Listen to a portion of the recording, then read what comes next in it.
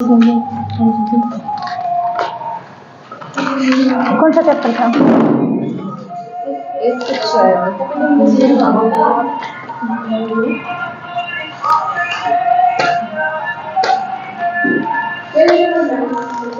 Communicable disease थी ना?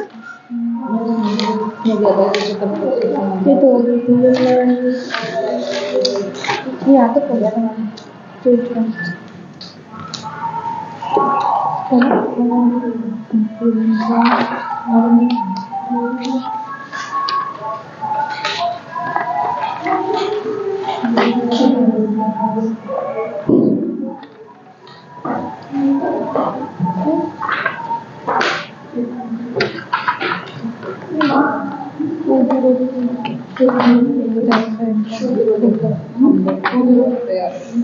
Diphtheria हो गया था।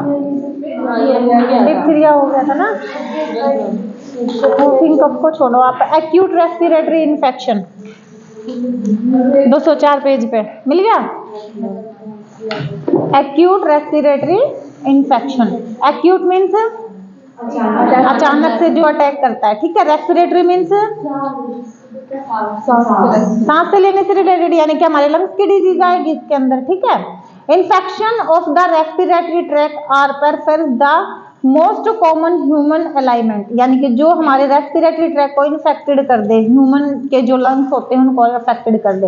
एक्यूट रेस्पिरेटरी इन्फेक्शन ARI में chaos the inflammation of the, inflammation हो जाएगी, इन्फेक्शन होने वाला रेस्पिरेटरी ट्रैक्ट का, ठीक है। एनीवेयर फ्रॉम द नोज, यानी कि नोज से लेके और हमारे लंग्स तक जितने भी हमारे छोटे छोटे ऑर्गन्स आते हैं ना, उन सब का इन्फेक्शन कहीं पे भी हो सकता है, ठीक है। नोज के बाद क्या कनेक्ट होता है? लैरेंक्स, उसके बाद pharynx, then trachea, then bronchi, ठीक है। 2 ब्रोंकाइज आएंगी, उसके बाद ब्रोंक्योल्स, उसके बाद एल्वोलाई, एल्वोलाई के बाद लंग्स, लंग्स के बाद intercostal muscles and diaphragm.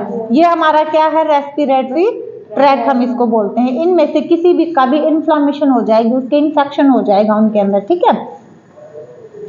Alveoli with a wide range of the combination of symptoms and sign, इनमें से किसी भी चीज का कॉम्बिनेशन या सिम्टम साइन बाहर निकल के आता है तो उसको बोलते हैं ARI इन्फेक्शन, ठीक है।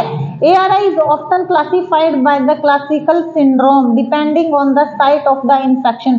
ये डिपेंड करता है कि इन्फेक्शन की साइट कौन सी है, ठीक है। अपर रेस्पिरेटरी ट्रैक है या फिर वो लोअर रेस्पिरेटरी ट्रैक है। अपर रेस्पिरेटरी ट्रैक में कौन कौन से ऑर्गन आएंगे हमारे? नोज, लैरेंक्स, नोज, फेरेंक्स एंड नहीं, ट्रैकिया कहाँ से स्टार्ट होता है हमारा?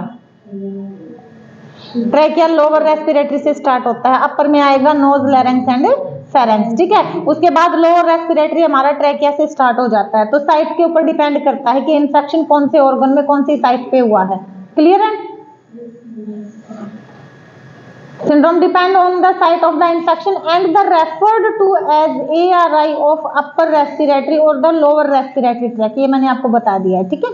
The upper respiratory tract infection include the common cold। अपर का तो पता है, हल्का फुल्का जुकाम हो गया, नोज फ्लो हो रहा है, या फिर थ्रोट में पेन है, या थ्रोट में लग रहा है आपको कि इन्फेक्शन हो गया, ठीक है। फेरेंजाइटिस हो गया, ITIS वर्ड लग गया तो हमारा इन्फेक्शन हो गया, इन्फ्लामेशन हो गई किसकी? फेरेंक्स की, ठीक है। या फिर otitis media. Otitis media means, otitis media means बताया था आपको। ओटाइटस मीडिया क्या होती है? ईयर से रिलेटेड नहीं बताया था मैंने आपको? Otitis media, inflammation of the middle ear, बताया था आपको, ठीक है, याद रखा करो। तो हमारा क्या हो गया? लैरेंक्स की इन्फ्लामेशन हो गई है या फिर ओटाइटस मीडिया, यानी कि जो हमारा मिडिल ईयर होता है उसकी इन्फ्लामेशन हो गई है।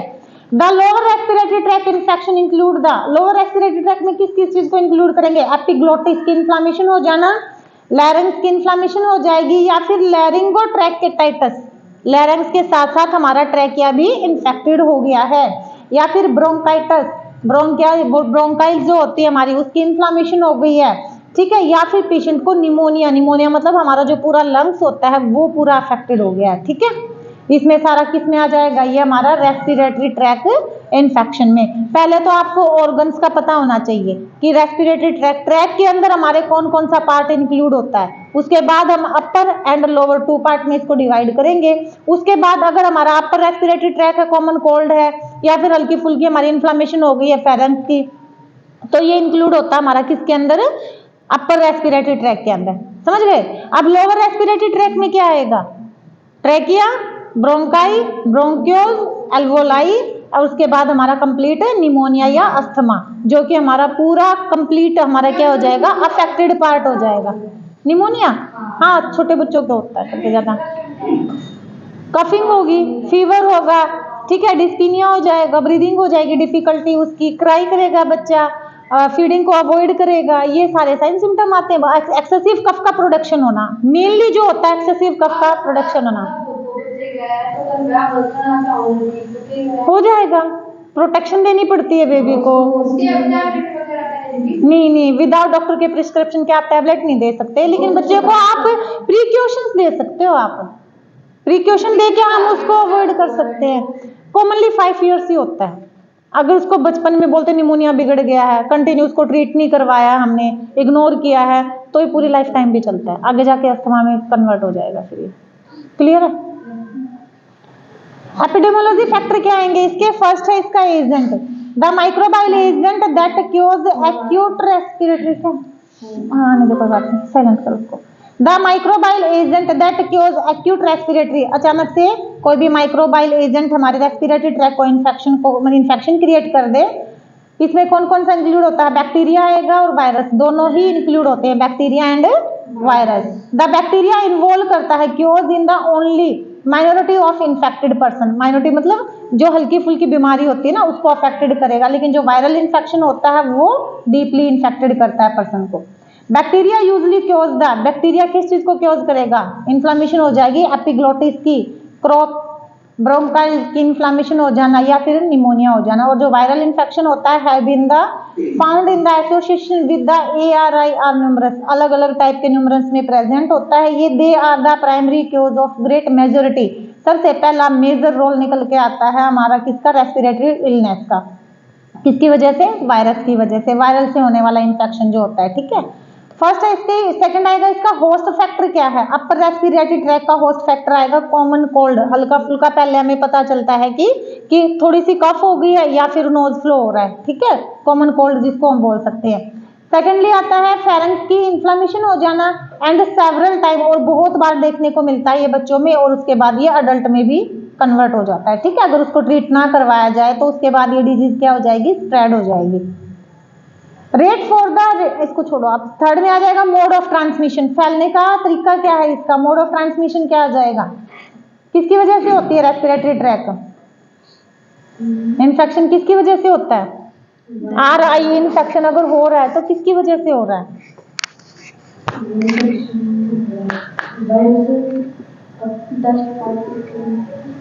डायरेक्ट और इनडायरेक्ट कॉन्टेक्ट की वजह से। घर में एक को अगर कोल्ड हुई है, कॉमन कोल्ड हो गई है, तो सेकंड पर्सन को नहीं होगी, क्यों, क्योंकि पर्सन टू पर्सन का क्या हो रहा है, कनेक्ट हो रहे हैं एक दूसरे से, या वो डायरेक्ट भी हो सकते हैं या फिर वो इनडायरेक्टली भी हो सकते हैं, ठीक है। तो ये आप जो होस्ट फैक्टर होता है ना, या फिर मोड ऑफ ट्रांसमिशन बिल्कुल आपका सेम है, पर्सन टू पर्सन के कांटेक्ट में आने से वो इनडायरेक्टली भी हो सकता है और वो डायरेक्टली भी हो सकता है। और इनडायरेक्टली भी मैंने आपको पिछली बार रिवाइज किया था, बताया था सारा कुछ, और इनडायरेक्टली भी मैंने आपको बताया था कि कैसे फैलता है। क्लियर है। अब आएगा क्लिनिकल फीचर्स क्या होंगे, क्लिनिकल फीचर्स मींस जो इसके साइन सिम्टम निकल के आते हैं, ठीक है। क्या होगा बताओ, कॉमन कोल्ड का एक होगा, बॉडी एक, कॉमन कोल्ड होगा तो नोज फ्लो होगा, ठीक है, सोर थ्रोट हो जाएगा, गले में पेन होगा, और फीवर होगा, वॉमिटिंग होंगी, और डिफिकल्टी इन ब्रीदिंग में होगी, एक्सेसिव कफ का सिक्रेशन होगा, और एनोरेक्सिया होगा। एनोरेक्सिया हो गया तो माल न्यूट्रिशन देखने को मिलेगा, पर्सन जो है फटीग होगा, थका हुआ दिखाई देगा आपको। तो ये सारे क्या है, हमारे साइन सिम्टम है। क्लियर है इतना, respiratory tract infection.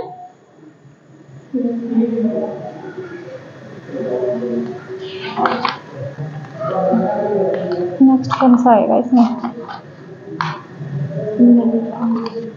Immunisation schedule की नोटबुक मंगवाई थी मैंने, लेके आए हो आप लोग?